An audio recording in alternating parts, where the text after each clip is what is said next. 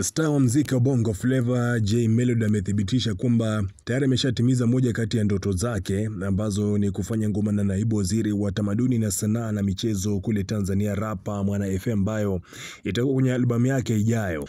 Mwana FA hajawa very active kwenye masuala ya muziki toka ameingia kwenye siasa, na kama unavyojua ni kwamba yeye ni mbunge, lakini pia alifanikiwa kuchaguliwa kama naibu waziri wa sanaa, utamaduni na michezo kule Tanzania. Sasa kikubwa ambacho Jay Melody ameshare na sisi ni kwamba amefanikisha moja kati ya ndoto yake kubwa sana ambayo ilikuwa ni kufanya ngoma na Mwana FA. Rapa Mwana FA ni moja kati ya marapa ambao ameanza game muda mrefu sana. Sasa ana experience na miaka mingi sana kwenye game la muziki wa Bongo Flava. Sasa kupitia Insta story ya Jay Melody alikuwa ameandika kama hivi: moja ya ndoto yangu kubwa kwenye muziki ilikuwa ni kujaga kufanya kolabo na my brother Mheshimiwa Mwana FA.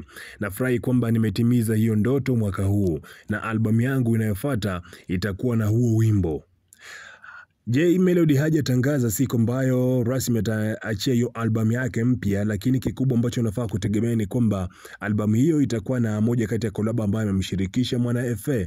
Hajatuambia more details kuhusiana na ngoma, hajatuambia chochote kuhusiana na jina la ngoma, na hajatuambia pia siku ambayo albamu itaachika, ndio labda mashabiki waweze kupata fursa ya kusikiliza collab hii ya Mwana FA pamoja na Jay Melody. Lakini pia Mwana FA ana historia kusupport sana vipaji na kusupport wasanii. Mmoja kati ya wasanii ambao mpaka sasa hivi huwa anamshukuru sana Mwana FA kumleta kwenye game ni Maua Sama. Ngoma ya kwanza kabisa Maua Sama kuachia mwaka 2014-15 hivi alikuwa amemshirikisha Mwana FA, na ni ngoma ambayo ilimpa mileage ama ilimfungulia career yake ya muziki wa Bongo Flava. Sasa kama ni shabiki wa Jay Melody ama shabiki wa Mwana FA, tegemea very soon collab ya hawa wawili.